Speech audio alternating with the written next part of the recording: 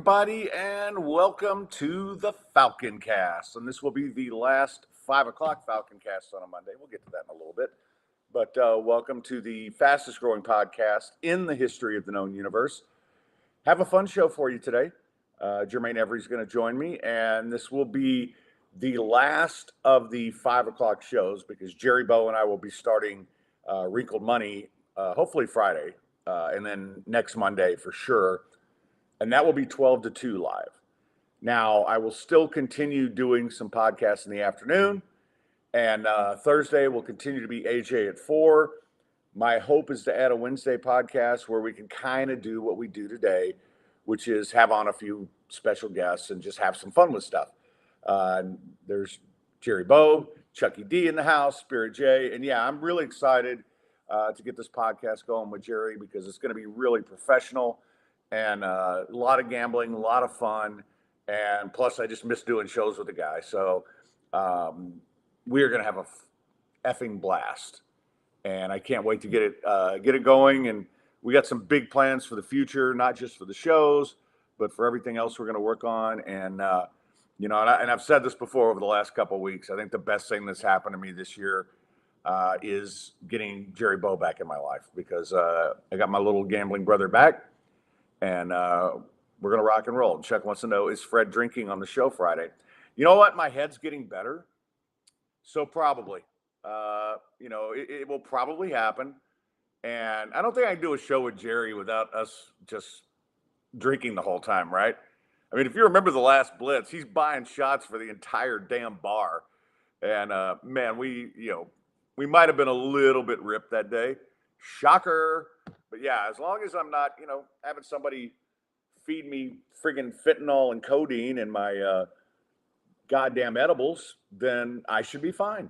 And hopefully we'll have a great time doing that. It's going to be a great show, guys. It's going to be old school. Jerry and I have a lot of great ideas. And when I say old school, I mean our school. I don't think we were old school. I think we were cool school, and that's what we're going to do. And Jerry, I've always said this, is the closest thing to AJ to work with. And, because he's such an intelligent guy, he's so interesting, and he comes up with great ideas, and he's just funny on the cuff. And so, yeah, we're going to have an absolute blast. And I can't wait for that. I can't wait for you guys to be a part of it. Can't wait to get some of you guys in our little poker room and all the stuff that we're going to do.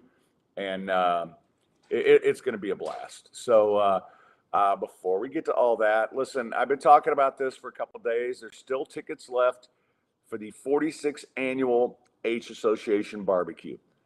Special guests include Willie Fritz, the new football coach, athletic director Chris Pesman, legends like Otis Birdsong, Bo Burris, David Klinger, and more.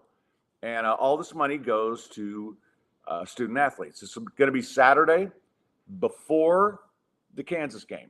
So if you're going to the Kansas game, man, it's $25 to get a ticket. Come on. Help out these student athletes. They need it. And for $25, Dwight Davis is going to be there. They're auctioning off 2 fishing trips, a hunting trip. And I mean, it's really going to be an awesome thing. 11:30 to 2 p.m. And hopefully my head is going to be right. Although if Jerry and I get smashed on Friday, who knows if I'll make it for 11:30. But I hope to be out there. I hope to see you. 1 ticket is $25. 4 tickets, $85. You want a sponsorship for $250, you get 6. You want a sponsorship for $500, you get 10. You want a sponsorship for $750, you get 14. All you have to do is go to uhletterwinners.com. And I mean, this is a great organization. I'm friends with a lot of people there, and I have no problem with showing them some love. And about as UH as it gets. I mean, my favorite dive bar is a UH athlete bar. My landlord is a former UH athlete. So all this stuff's going to be awesome. So go check it out. $25, uhletterwinners.com. All right. Okay, I don't know where he went. Now I see an empty chair. I saw Jermaine was here, and so I brought him in, and now what I see is an empty chair. So, okay, you know what? This is kind of appropriate because I got a quick rant before we get started. And it involves artificial intelligence. So we're going to pretend that that's what Jermaine is right now. is artificial intelligence. So today I was doing a freelance gig for a company out of Europe. And by the way, welcome in Pelly, Jerry. I already welcome Jerry and Jared. I meant. Let's see who else. Flips in. Chucky D I already mentioned. But yeah, so I had to chat with these AI bots to get the work done, right? And I would ask a question, like a simple question. And the first response you get is basically what's on your contract, right? You must do this, you must do this, you must do this. Like, yeah, that's not what I'm asking you, dickweed. And Dana's in the house. Yeah, so I'm not asking you that. What I'm asking is, how do I put this file into your CMS, which you didn't tell me? And then I get the same response. And then I'm like, can I fucking talk to a human being? Oh, I can answer all of your questions. What is your question? How about you scroll up and look? Man, Right hey, there. I hate that Just shit. drove I hate me that shit. nuts. And you know what? I haven't got this Can't frustrated stand with it. anything in a long time. Welcome in, Alan. And I'm just like, are you kidding me? And then when it comes to getting paid, okay, they pay me through Bitcoin, which is fine. And so I say, job's done. We send the money to my Coinbase account. Here's the address. Heartthrob in the house. Hell yeah. But yeah, so I send it to my Coinbase account. And I get a response. And it's the same response from before. All contractors must this, and this. Like, here's my address. It's not that much money. Like, it's like $320, right? I'm taking whatever I can get right now. And I'm going back and forth with this goddamn AI bot getting more and more pissed. And it turns out, allegedly, it's a woman, right? Oh And wow. during the conversation, it turns into, you're a very attractive man. I'm like, oh, shut up. Just pay me my fucking money. I'm not banging an AI. I'll bang a robot. Now, if this robot happens to have AI, cool. But I'm not banging an AI. Come on. And I finally figured out all those years, I was so scared of Terminator and how the whole world was going to get taken over by robots. Yep. They're fucking stupid. These AI bots are, you know what? I know, like stupid people I can handle, right? Welcome in Total Dallas and Alan. Stupid people I can handle. Yeah. Like, hey, Fred, when the Cowboys trade Dak Prescott for CJ Stroud, can they win the Super Bowl? Like, okay, I can deal with that. That's just dumb. Dumb humans I can deal with. But these fucking AIs that are supposed to be smart, just ridiculous, man. And and then I've got an AI bot flirting with me. Like, first off, you have zero taste, okay? I mean, we already know you're dumb, and now you have no taste. So, all right, so guys, for all of us who were worried about Judgment Day happening from the Terminator because of these things, oh fuck no, it's not happening. Like, even our dumbest humans could beat their ass. And Hey man, it's funny to me because like it's just the fact that it's the fact that like we program them, and so we're thinking that we're programming them to be these uber intelligent, intuitive, pseudo beings, right? And I think what we forget is that it still has to process things, and it still has to, like, it can only process information it's given and it absorbs or what have you. So if it has no mechanism to think like a human or process things, it's gonna think like a fucking robot. right. and well, but the thing is, and I did a side job for a while where I was teaching AI how to write better sports stories. And it was interesting to a point, but then I saw there's just only so much they actually learn, right? Because like, I can tell you right now, there's a lot of AI generated sports stories out there, and I can tell you exactly that they're not human beings. I mean, I can spot them right away because they use first and last names, and they do it like 5 times, and they're trying to get SEO, and it's really stupid. And by the way, just real quick before I get on with this, Jerry just put the Twitch address on the chat for our new show, and that's where we will be on Friday, twitch.tv/wrinkled money.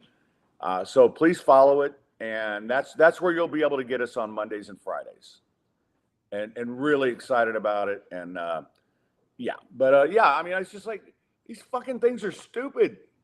And Total Dallas said, "Shh, the Matrix is listening." Hey, Agent Smith, suck my dick.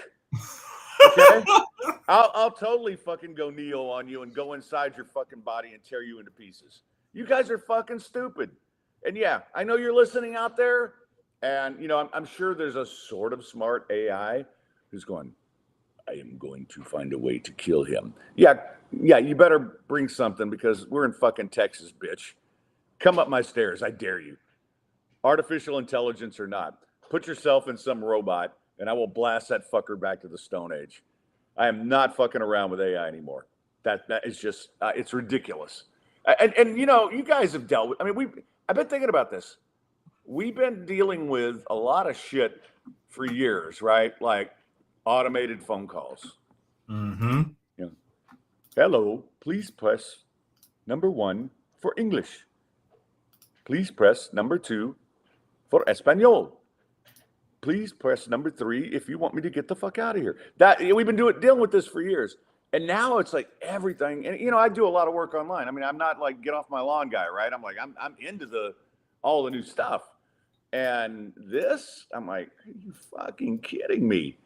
I think the biggest thing here to me is that you used to be a huge like alien, robot, artificial intelligence, like that was always your bag. So to hear you do a complete 180 right now is fascinating. Well, I mean, I still love aliens. Don't get me wrong. I mean, honestly, if an alien chick were to fly onto my balcony right now, I'd be like, "Hey, Jermaine, take the show. I'm about to take her to Pound Town." But AI, now that's not really true, because I've always kind of hated AI because I saw Terminator. Yeah. We all saw Terminator. We know what happens. Yeah. Good news is I'm now relieved. Here's my 180. These fuckers are too stupid to take over our military. So yeah, there will be no judgment day.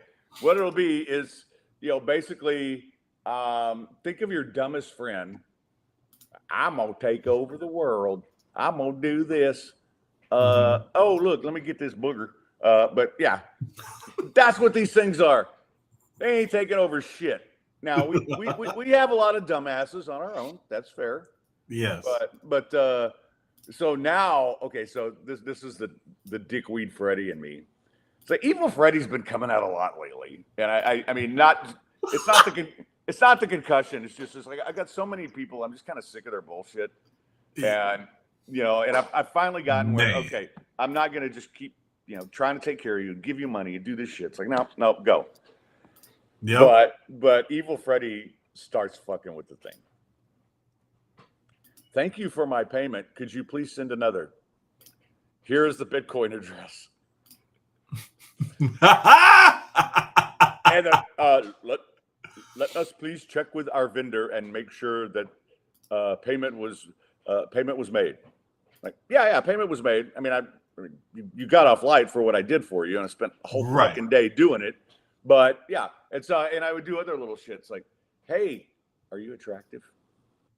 After it started flirting with me, you flirt back. Oh yeah, I'm like, "Are you a redhead?" Asking the AI if she a redhead.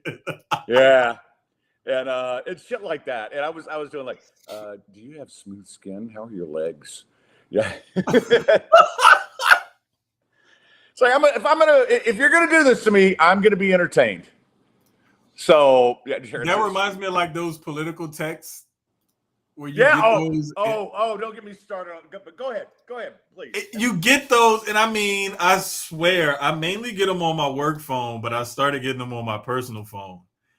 And I'm like, on my work phone, I have to reply a certain way. I just normally block the number, delete it in junk, whatever.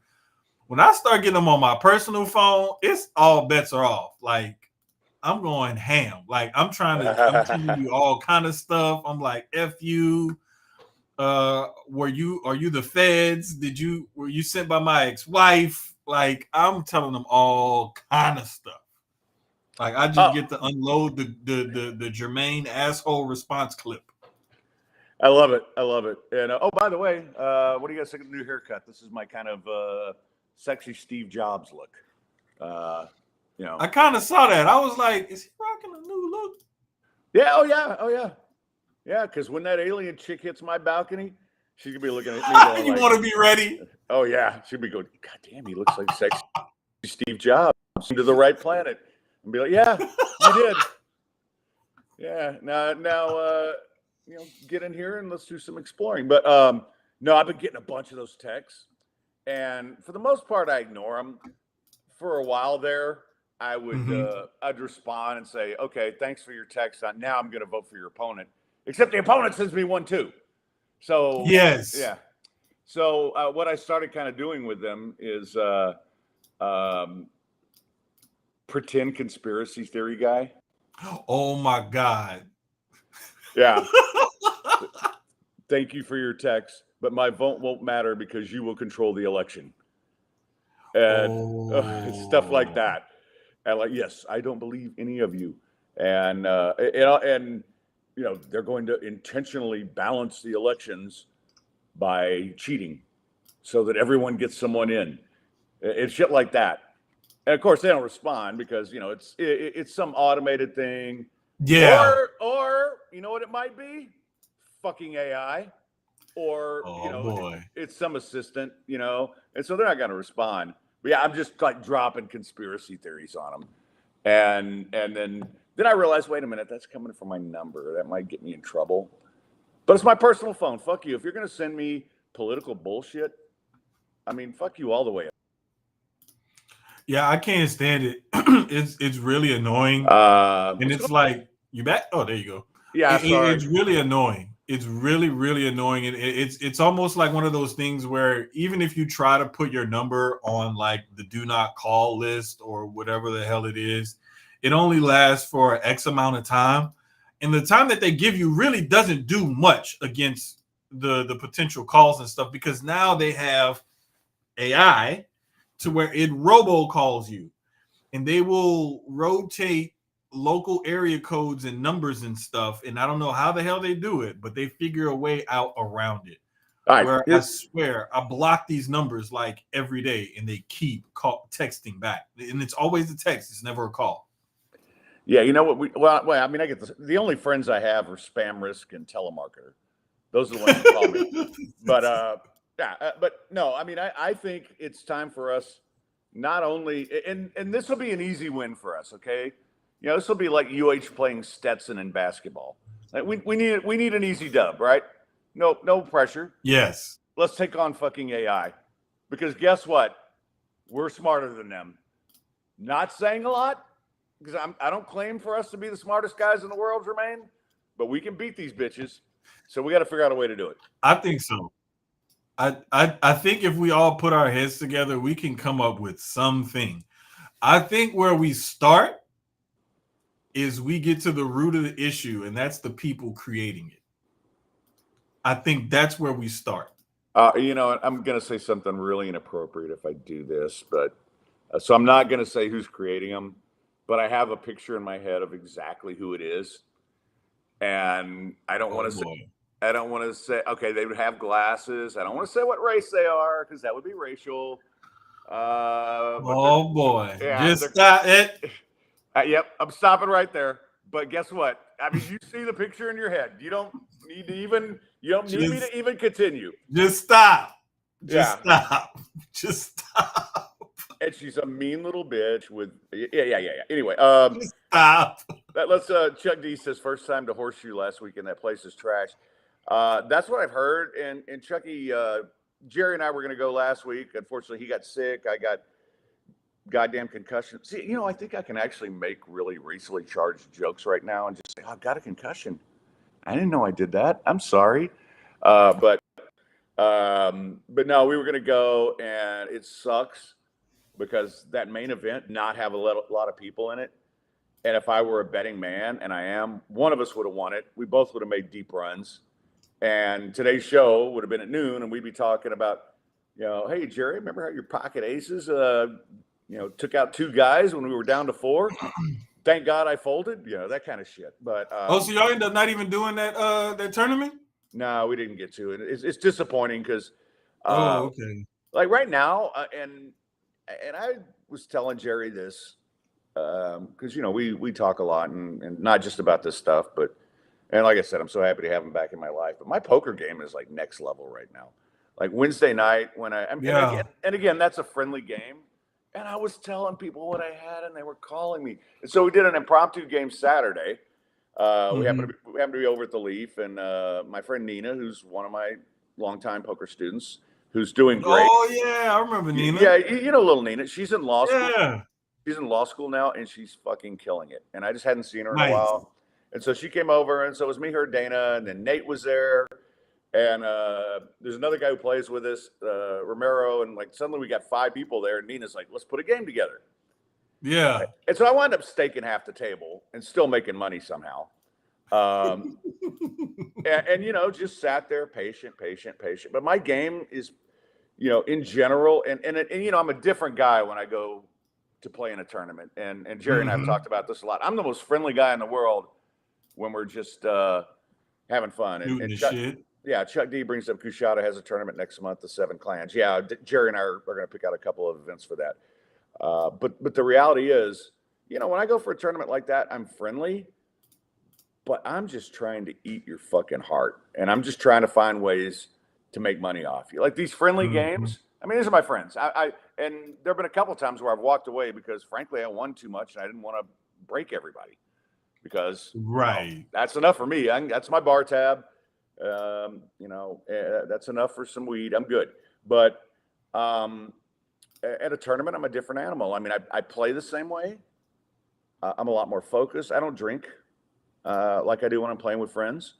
And when I show cards, it's only to kind of fuck with people.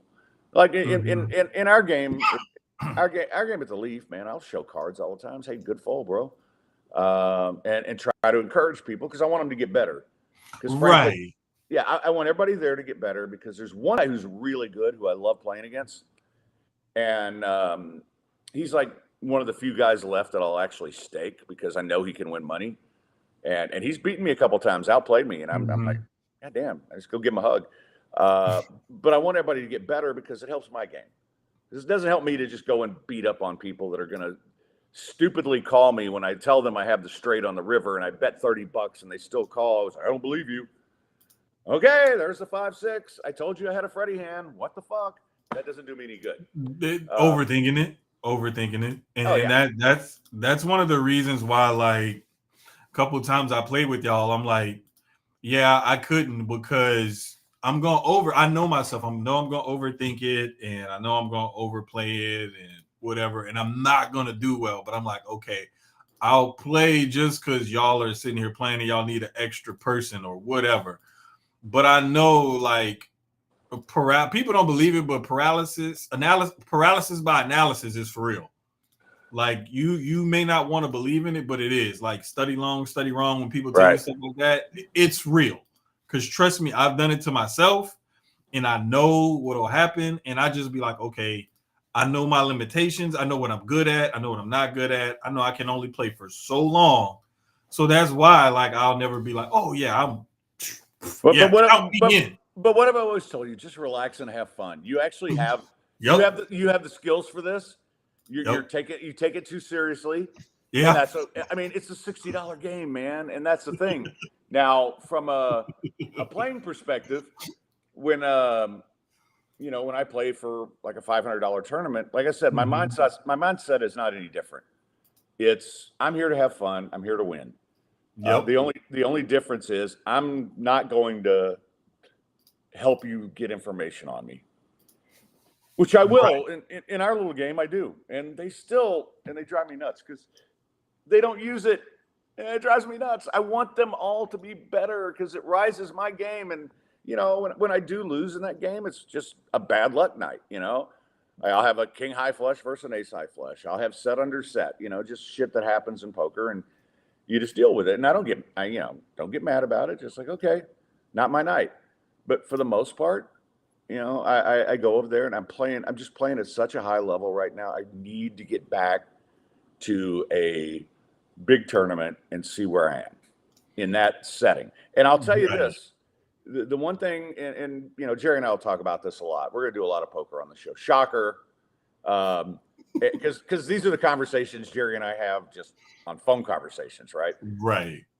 There are players in tournaments that $500 is nothing to them, just like $60 is nothing to me. Mm-hmm. And so they're gonna play a certain way, and those are the guys. Those are the guys whose souls I want to eat, and that's where I want to get my chips, and that's okay. And I'm not really playing any different doing that. But right now, even back in the late 2000s, where I was making deep runs in big tournaments, and the Seven Clans was one of my best runs ever, and that's one of the reasons why I want to get over there. I think my game is so much more advanced now, and I think it's because I really am. Like, I always talk about, what level do you think on when you're playing, right? Like, if you think level one, you can go out there and you can win hands, you can win money. Then you start thinking level two, and okay, you got this. I was always like around 6, and this is something I learned from Matt Dean. And we always talk about decisions, now not outcomes. But I think my decision making right now, and where I'm thinking about hands and how I'm thinking about the game. And Jerry and I were talking about this the other day, because everybody's using these solvers, and to me, solvers are like analytics in football. It's like, yes, sure, you want to play just like that? Good luck. You'll win, but you're also a slave to it. Thank you. Because if you don't know how to play off a field, it's just like when you have a baseball manager and they're solely driven by analytics and they don't go with their gut instinct. You're going to be a slave to those analytics, and every time those percentages tell you to do something, you're going to do it, no matter if your gut instinct tells you not to. Well, and that's the thing. I mean, if you just follow that, you can win. Everything has to go right, but guess what? It has to go right no matter how you play. And for me, what I do is, now when I know the guys, and Jerry and I had a great conversation about this. I can't wait for us to start doing this on the podcast, because we're talking some next level shit. It's like, if you know somebody's playing solvers, great. But we read people, and we read what they're doing. So if I know how you're playing, then that's a great start, right? And what I compare it to, and I think this is where my game is right now, and I'm I don't want to sound like I'm bragging. I'm just very proud of where my game is. But the way I describe it is, that stuff is like, okay, if you're playing football, it's 4th and 2 at the 20-yard line, tie game late in the 4th quarter. Analytics say go for it, right? Right. Okay, especially against a quarterback on the other side who might, take it 80 yards. Like, let's say you're up against Pat Mahomes. Yes. Analytics tell you go for it, right? Yep. Okay, let's look at the situation now. My star running back just ran 60 yards 2 plays before to get me down there. He's gassing on the sideline. My stud receiver twisted his ankle at halftime. He's out. My tight end's hurt. I'm on a 3rd string left tackle. I got a quarterback who's got a bum ankle. I mean, those are factors you have to fucking consider. Yes. Because at that point, and oh, by the way, I got a kicker who hadn't missed one all year. So while the analytics say no doubt you go for it on 4th and 2, right, you have to use everything at your disposal, and that's not just that's not just a numbers solver thing. It's you have to use every single thing, and it was when you do that in poker, in life, frankly, and poker is life. Jerry reminded me of that. That's advice I gave him years ago. But the reality is, when you do that, then you're going to make a better decision. Not everything can just be defined by analytics. Not everything not everything could just be defined by old school. Oh, I'm not doing that because I'm an old man. And that's the thing about poker that I've learned over the years. And now I'm really finally, not just seeing it, but yeah, we were joking about the Matrix earlier. But yeah, I'm seeing the green coating, man, when it comes to poker right now. And I'm really happy about that. And Chuck says, Fred, do you remember when I pissed that guy off at a poker table? He got mad because I showed you my hand and not him. I do remember that, Chucky. but we, you know what? We had a blast. Chuck's a really good player in his own right, and and that's one of the things I'm looking forward to about this podcast, man. We're going to have a lot of conversations, not just about hands, but about theory and how to apply it. And I guarantee you. And I know all you guys have listened to us for years. And when AJ and I would get into that, you'd love it. And when Jerry and I would do shows together, you'd love it. But yeah, man, we'll sit there and analyze a hand with you all the way through. And what's funny, there's so many people say, "Oh, I'd be great at poker because I would play aces like this." And I'm like, "Okay." And then I'm like, "Okay, what's the situation? What's your position? Is this a tournament? Is this a cash game?" And like, so the answer to almost every question is it depends. And most people can't accept that. The reality is everybody wants to know, well, how should I play this hand? How should I play this hand? It's like, it depends. What position are you in? What are the players like at the table? And people don't understand that there's certain things that aren't just, everything isn't a math problem. And it isn't a finite, you plug these numbers in and you're going to get this out of the formula. It isn't like that, because there's some, like you said, it's situational. And what if you're going to play a hand totally different if you're the high stack as opposed to if you're the low stack? You're going to play the hand. Absolutely. You're going to play the hand totally different if you're on a heater as opposed to if you've been losing a lot, or if you're feeling good that day or whatever it is, you're going to play those hands differently. There's way too many different factors. And I don't think people take nuance into, they don't factor that in. And when you go by those solvers and analytics and stuff strictly, you do not factor in too many of the nuance of the situation. And that can lead you down a terrible path if you just so beholden to that way of doing things. Well, and that's the thing. It's not just that. That's part of it. But the reality is the game is just, it always changes, right? And see, most people don't get this. Jerry gets this really well, which is why he's so fucking great. But we're always going to be chameleons at the table. Jerry and I both. You're not going to see us play the same way anytime. And that's because you take in all those factors, and that's what you make your decisions based on. And some people just can't do that. It's like, I got pocket tens, I gotta play them. Well, guess what? If there's 3 all-ins in front of me and I got pocket tens, guess where the pocket tens are going? In the muck. There's no way. Because you're not gonna make that mistake. No, you can't be 4th in with that hand. You know what? I'll fold ace king in that situation. Now it depends. Now if these are guys who go all in every friggin' hand, but I'm still ace king's a drawing hand, so I don't have anything yet. But yeah, I'm not going to be 4th in with that. Not going to be 3rd in with that probably. It just depends on the situation. But anyway, I don't want to get too much on poker, but it's kind of fun. What the hell's going on with you, man? I know you're not concussed. So no, I am not concussed. I'm not concussed. I'm actually just hanging out at the office still, just chilling out.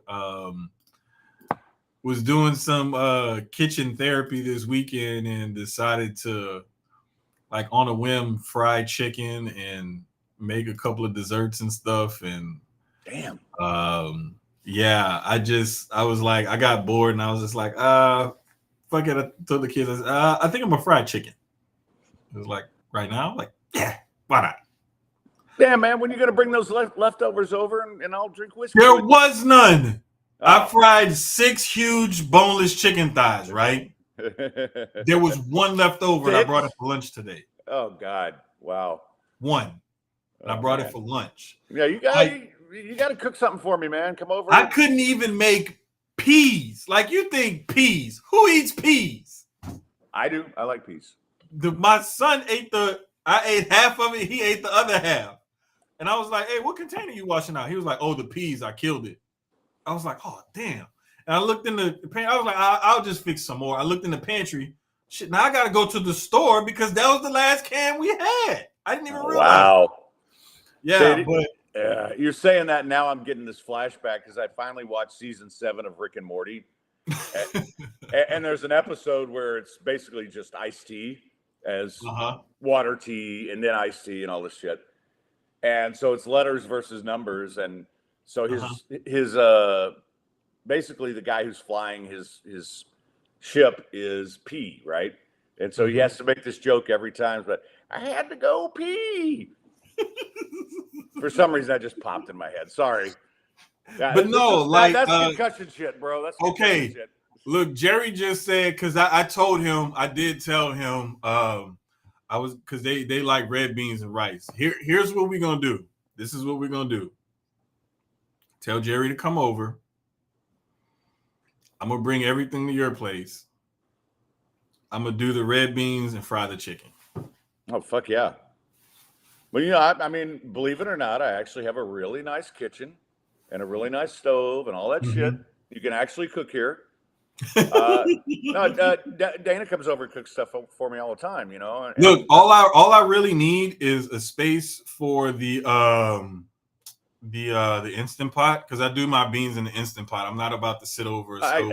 I got all the plans for you. I got all that stuff. You're good. I just need a space for the Instant Pot, and then a range top for the pot to fry the chicken in, and then that's it. Everything else will be pretty much done. Like, yeah, what you need to do is take a Friday off, and then we'll all come over here. We'll do the show from here, drink our asses off, get high, eat all the shit, and it'll be one hell of a show. So. Total Dallas said, like, and you know what, Total Dallas, the funny thing is like, I forget to post a lot of the stuff on Instagram and stuff, like that Oreo dessert pie thingy. It now, mind you, this was a mix from the box off the shelf in the store. Same thing with that cobbler, but with the cobbler, they tell you add fruit. Well, I do it a different way and stuff. So I had made a caramel apple cobbler. Actually, I took the pie filling and put it together with the cobbler mix and stuff and made that. But like I forget to like post some pictures and stuff, and then next thing you know, it's all gone. Like the cilantro lime, whatever. I found out how to make this marinade or something like that.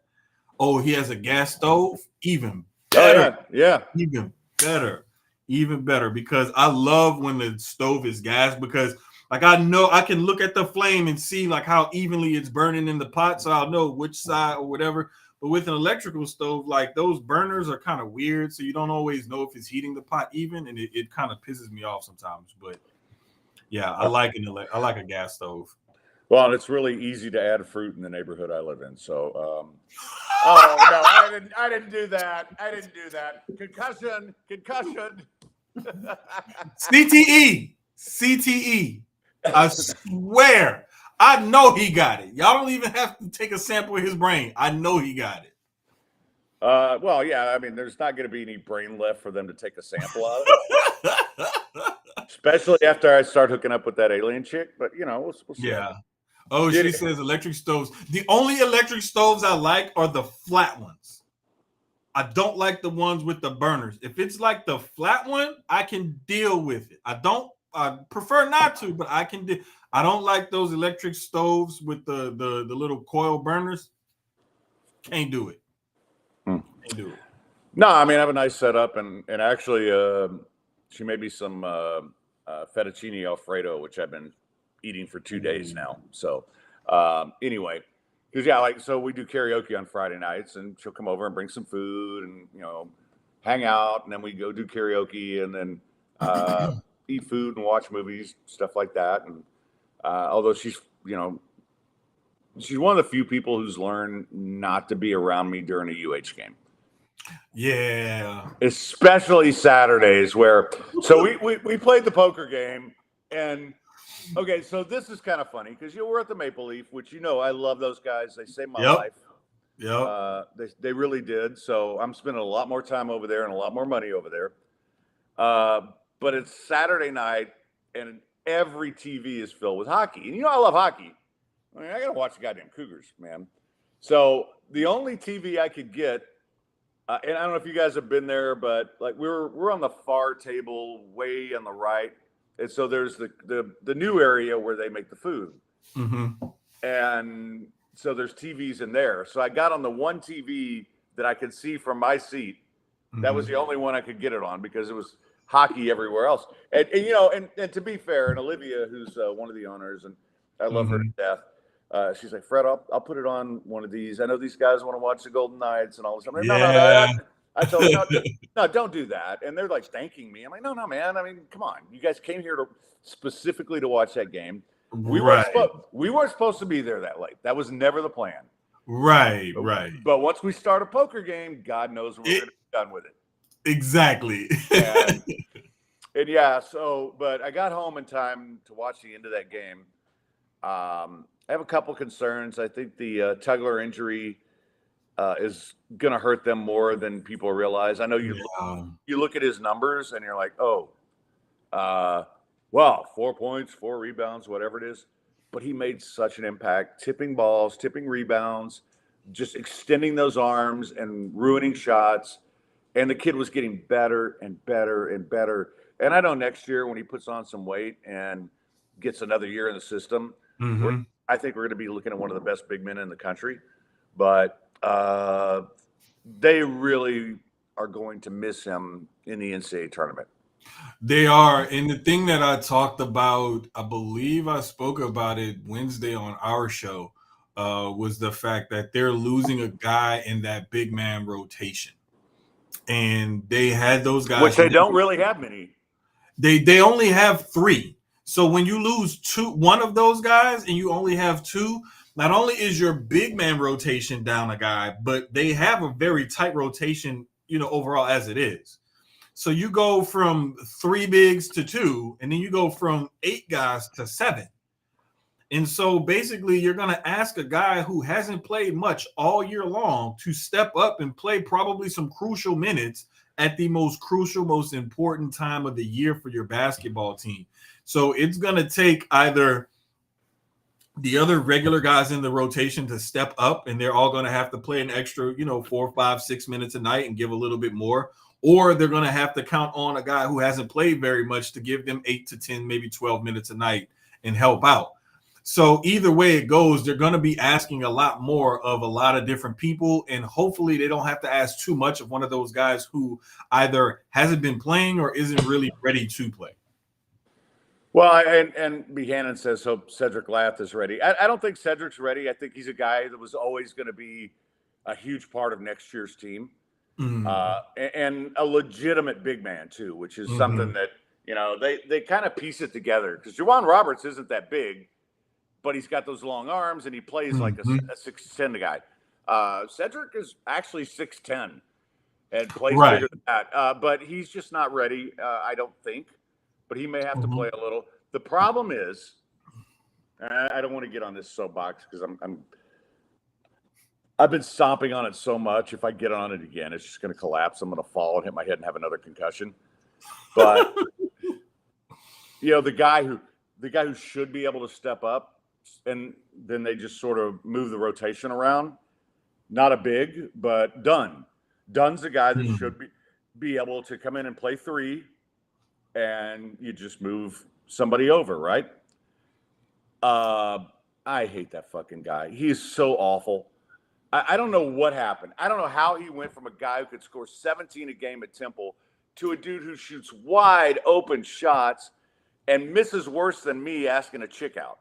I mean, it's brutal. And, now I will say this. Wilson's been a really good addition, but now you got Ramon Walker out. Ramon's kind of another guy who could come in and play 3 and hustles and gets rebounds and not necessarily a guy who's going to come in and put a bunch of points. I mean, he's capable of it sometimes, but he's just scrappy. He's the perfect, Kelvin Sampson player. But he's gone. Arsenault's gone. Arsenault is just a terrific athlete who could play a bunch of roles. So, I mean, I think the fact that those two guys are gone means Dunn has to get out there and not play like a homeless dude. Yeah, you're gonna need him because like you need that long armed wing defender out there to kind of, because one of the things that I love about UH is that they play the passing lanes well. And one thing about playing passing lanes well, you have to have, hand quickness, anticipation, and wherewithal and whatnot. But another thing that really helps you is your long ass arms. So Yeah. if you're a 6'4", 6'5" with a 6'9", 6'10", damn near 7-foot wingspan, you're able to be a better perimeter defender, even though the guys that you may be defending or some post players or what have you, you may be at a height disadvantage, Right. but you can make up for that with your arm length. And a lot of the times that's what helps playing defense, because they tell you make yourself wide when you're playing defense, or make yourself tall, which means either spread your arms out or stick your arms up. That helps you a lot more if you're a guy like my height that's like 6'4", 6'5", but you have ridiculously long arms. So that makes you a lot wider and a lot taller of a defender. And having guys like that, where you may look at them and be like, oh, he's only 6'7", 6'8", or 6'4", 6'5", whatever it is. You're looking at the height. You're not looking at the arm length. And a lot of times arm length has more to do with your defense than your height does. What's your wingspan, just out of curiosity? Because you are a little taller than me, which is why I don't really like you that much. I hate. I mean, I'm taller than most people I know, and so when somebody's taller than me, it's like, it's not intimidating. It just makes me feel like, damn, he's probably got a bigger dick too. But come on, man. No, but no. What's your wingspan? CTE. Because like I've got a good wingspan, but not a great wingspan, right? For a guy who's 6'3", I have about a 6'6" wingspan. I'm not even sure, and I don't have the measuring tape is in the front, so I have no idea. I'll have to measure it and look at it, but I haven't measured it in forever. But yeah, you'll have to do that. You'll have to do that before the next show. But definitely have to get my. But Kelvin does recruit that, and you look at like Javier Francis is one of the best centers in the country. He's not that big, but look at his wingspan. No. Best defensive centers. I mean, right. he is just terrific. Total Dallas says 6'5". I'm also bigger than Fred. Okay, fine. We're not going to be friends, Total Dallas. We're not. Oh, I'm just kidding. Yeah, it's funny. I actually now, in my old age, I don't get intimidated by people who are taller than me. I always get curious how tall they were. Like, I met this guy the other night, and we were just having a fun conversation, and he was talking to this female friend of mine, and he was, he's trying to mac on her, which, I mean, everybody does because she's hot. I mean, not for me, but she's a friend. Yeah. And so, she starts about, he's taller than you. He's the only person I know taller than you. Well, I know a lot of people taller than me. She goes, how big do you think he is? So I stood up, and I guess 6'9". Wow. And I'm like, because I'm trying to. Well, first you have to. There's so many things you have to factor in, like shoes and all this shit. Right. But I'm like, yeah, I think he's 6'9". He goes 6'8.5". You know what? I'll take that. That's pretty fucking good, Fred. Not bad.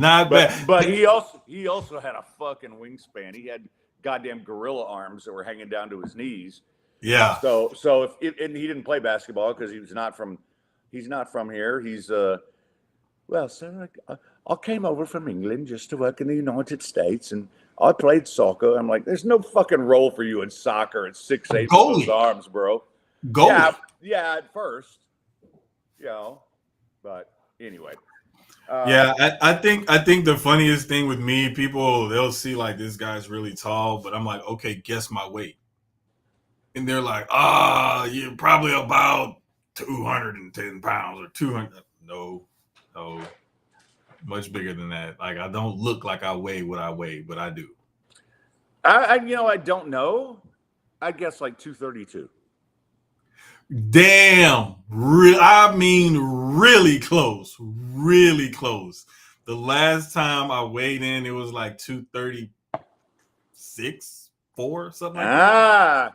You were damn close without going over. You know what I'm at right now, which I haven't been since college. I'm at 213. And now the difference is I used to have a lot more in the arms, right? Well, you remember 10 years ago, I used to be ripped. Yeah. So it's in the gut now, but there's not much there anymore. Right. And I'm, it's now, and this is why, okay, so if I do this, it's like, remember all the weight loss things I used to do on the Blitz? Mm-hmm. Fred Faour here for divorce. Divorce, illness, and depression. This is how I went from 260 to 213. Look. And the truth is, it's like, and I after I did that, now I don't eat much, right? Like I'll eat a small plate of something, but I'm just deathly afraid. Hey, welcome in, Lamont. I'm deathly afraid of getting fat again. And right now, I actually, and you know what? You guys will never hear me say this because you know how much I'm always down on myself. I look pretty fucking good at the weight I'm at right now. And, new haircut, all this shit.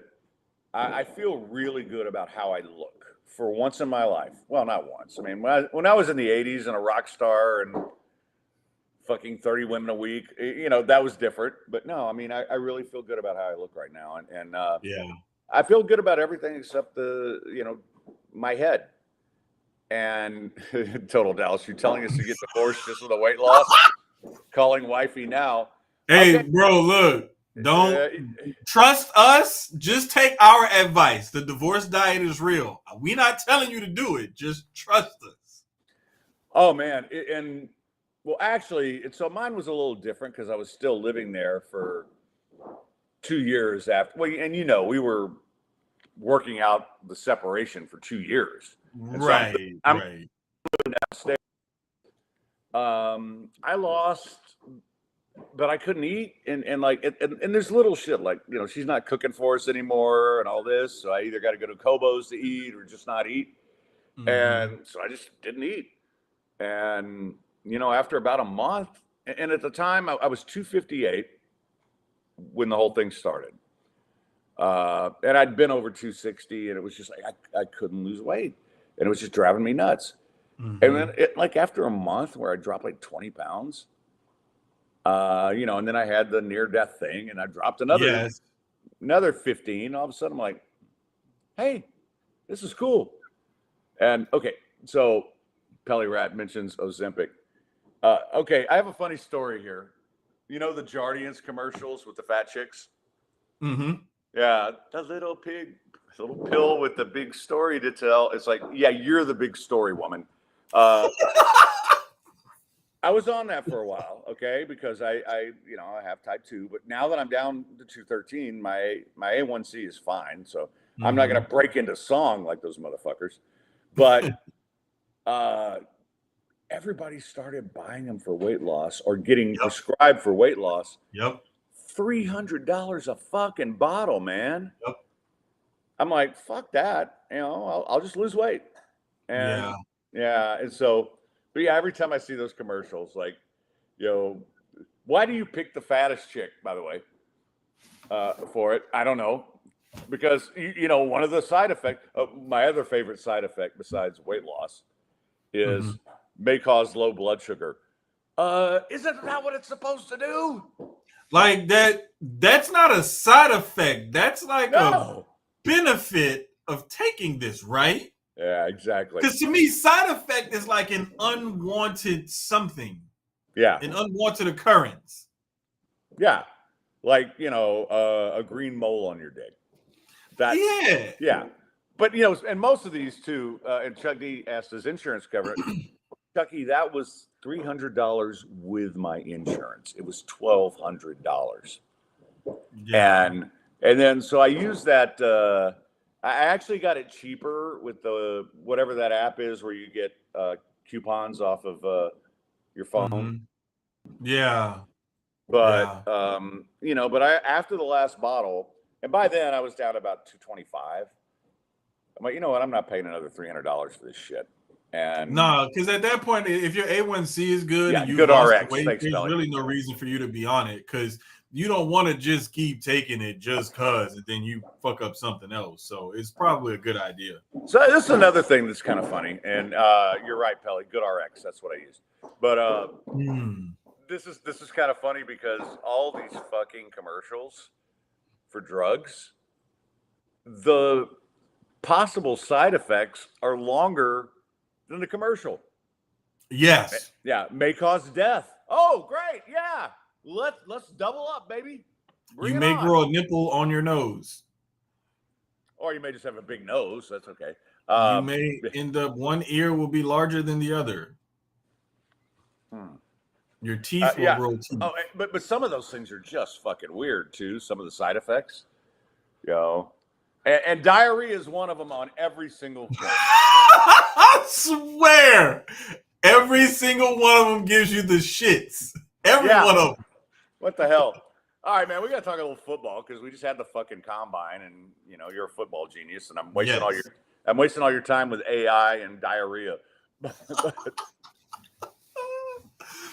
It was a pretty interesting combine this year.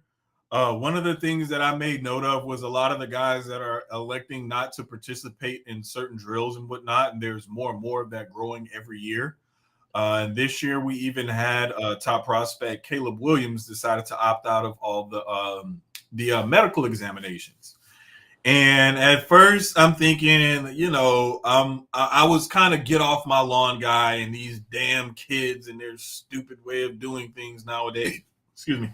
But then when he explained it, he was like, all 32 teams won't have a chance to draft me. Why would I want to give all 32 teams access to my medical records and whatnot? I got it. I understood where Mr. Williams was coming from. I buy that. That comes from an agent. He's too fucking stupid. That's the problem with him. Is he's very good, but he's kind of a pussy. Mentally, I don't think he's very strong. Sorry. He's AI. That was a nice callback. And I just think that I don't want that guy leading my team. All right. And I just don't see it. And look, of all the guys, I like Jaden Daniels, but I don't want Jaden Daniels there day one doing this, right? Because I got to fix his delivery. I got to tighten that delivery up. It can't be that big loopy thing he has. That's fine in college. I think you and I talked about this the last time we were on.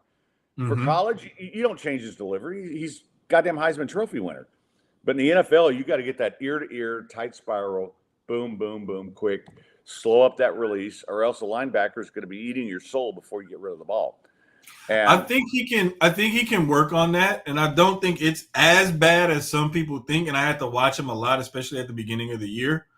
But what I really feel with Daniels is he doesn't look like your prototypical, athletic running quarterback, because most of the time those guys are a little bit thicker. Lamar Jackson kind of broke that mold because he's a little bit thinner framed guy. But when you look at Jaden Daniels, his legs are one of the things that separated him from the rest of the pack when it came to the Heisman Trophy this year. But the biggest thing, honestly, is just his dedication to his craft and wanting to get better. And he left the Pac-12 and a sorry team in the Pac-12 to go to the SEC to play on a tougher team in a tougher conference. And when his first year didn't go the way he wanted it to, they literally had to change the rules and access restrictions on the facility because of him. So this is a guy who LSU and Coach Brian Kelly and the facilities people had to change the rules and access because he wanted to just be there at the facility and learn and immerse himself. And it showed up in the way he commanded that offense. So little things like that, I think, are going to people already know about a lot of these guys. And I think that hopefully for Caleb Williams, there's some things in his background that will kind of give credence to his toughness and mental toughness. Because if you're just on the outside looking in, seeing at the things that he's done and the things that he said and the incident about crying after the game in his parents' arms and different things like that, and it just kind of like it gives you like you said, the impression that he's soft and he's mentally weak, and that's not somebody that you want to be the face of your franchise. No, and he also paints his toenails, which I don't mean to be weird about that, but I don't want my quarterback doing shit like that. Okay, and somebody's asking where Luke McCaffrey goes. I think he's going to be a late round pick, but Luke's a good player. I mean, he's not the 5-star he was coming out, but he'll be a good player for somebody. Welcome, Alex in. What's up, brother? But yeah, the thing, I like Daniels the best, but I don't like Daniels starting day one. And unfortunately, you go that high, you're starting day one, right? And you mentioned Lamar Jackson. He was similar. If you remember, his delivery was the same thing. Well, the other thing too with Lamar, I think people had they had questions about his accuracy and being able to play from the pocket and do what they call play on schedule. And those are the concerns that nobody really has for Daniels, because they see he can play on schedule and play from the pocket. He can play outside of the pocket and off schedule as well. And he's shown the accuracy and all of that. He's answered a lot of those questions. I think, like you said, I think one of the only things left as far as a question mark in his back pocket or about him would be, do we think that his delivery needs tweaking or anything like that to the point where it may mess up his mechanics and his accuracy? And do we think he needs to maybe put on a little bit more weight or thicken up his frame as far as being able to take the hits at the next level? Yeah, I mean, I think those are all fair questions, but I do think that's an easy delivery to fix. It won't. Oh yeah. No. Oh, yeah. And one thing that drives me nuts is people say, well, his coaches in college should have fixed that. No, you didn't need to. You didn't need to fix Lamar Jackson in college. You didn't need to fix him in college. No, not at all. And so, but yes, in the NFL, he's going to need a tighter release, but a good coach is going to do that. And it's so funny, Joe Spano, who does this show with me a lot, which, by the way, so when we move to noon next Monday, it's going to be me and Jerry. We're still going to do this show somewhere where I rotate Jermaine and Joe and Tiny Greg and, people like that. It'll probably be on Wednesdays. I don't know yet. It'll be in the afternoons, but we'll be doing noon to 2 on Monday. Hang on a second. Somebody is really enjoying the show today. Kira, get your ass down. I was going to ask. I was like, I haven't heard him say anything about the dog yet. No, she's great for an hour. And we're now, and this is where. Yeah. Okay, I see it now. Yeah. Yeah. But no, I mean, I think with a guy like Daniels, I think Daniels is Justin Fields who can throw. And really, yeah. And I think he's going to be – he's my favorite quarterback in this draft. I say that, but okay, so Russell Wilson died today. Moment of silence. Broncos cut him loose. Boy, did his career just fucking go to hell in a hurry or what? That last year in Seattle was bad. Obviously, last year in Denver was like some fucking Davis Mills shit. And then this year, even with Sean Payton, he just couldn't do it.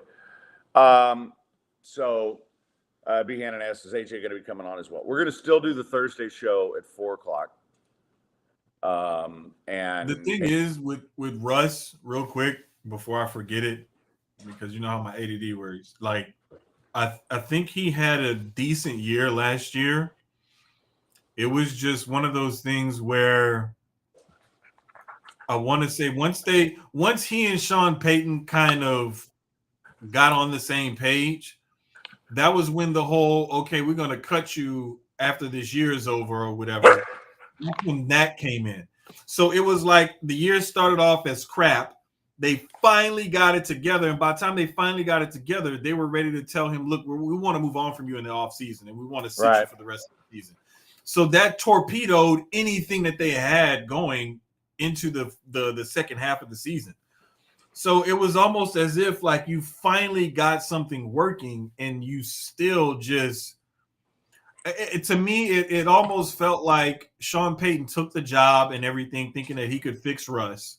And Right. when he realized he couldn't, that's when he started pitching like, hey, we got to do something different. We got to move on from this guy. And I want to say it just took him half of the season to realize like this isn't it. This isn't going to work for me moving forward. Well, And and now, but if you go look at Russell's numbers last year, they're not bad. They weren't, and that was my whole point. Especially that TD to interception ratio. Yeah, he wasn't bad at all. I feel bad for him because those last couple years in Seattle, it was just kind of herky jerky. Like they were really trying to get something done and get something moving and try to switch over things from the offense what they were before to what they wanted to portray now. And they just couldn't get it done. And they didn't have the talent on that team, especially on the offensive line. And he moves on to Denver, and Nathaniel Hackett couldn't, he can't walk and chew bubblegum at the same time and call NFL plays, seems like. So that turned out to be a disaster. Well, then they bring in Sean Payton. And it starts off terrible. It gets better. And then they just realize, yeah, this ain't going to work.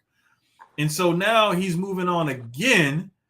And the word is that he's willing to take the vet minimum, which is tremendous because, I mean, he's already been paid plenty. So taking the vet minimum and coming into a team and trying to assimilate yourself will only endear you to that fan base, hopefully, and will help the front office put pieces around you that you need around you to help you. Because Russ isn't the guy that can put the team on his back. I don't think he's ever been that. I thought he's always thought of himself in that way. But I just feel as though when he developed into that guy, he didn't really have all the pieces he needed around him to be that guy. Well, it fell apart because his rookie deal, when they won, they had every other position covered. Everything. And then once they had to pay him, no, he carried the team, but he couldn't carry him to a Super Bowl. I mean, well, he could have if Pete Carroll would run the fucking football. But no, I mean, I don't know where Russell winds up.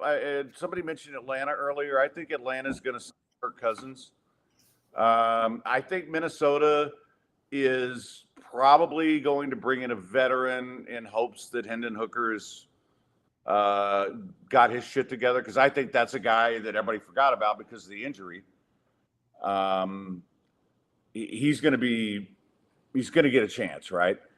Yeah. And see, so what does Denver do? And this leads me to this, and I know we're over, so we'll only do a couple more, but Denver is one of those teams. Minnesota is one of those teams that might be in play for a draft pick. But where Denver is, don't you just sit there and see if you get Bo Nix or Michael Penix? I mean, you could definitely do that, and that's what I would be doing if I were them, is to see what you can get out of the rest of the guys that are going to possibly be there. I'd even probably look into, let's say if one of those guys should happen to fall to you in the second round, and see what you can get in the first round as far as a playmaker or something, that you're going to need. But I would definitely be looking at those kind of guys, those second tier guys, but outside of the first round possibly.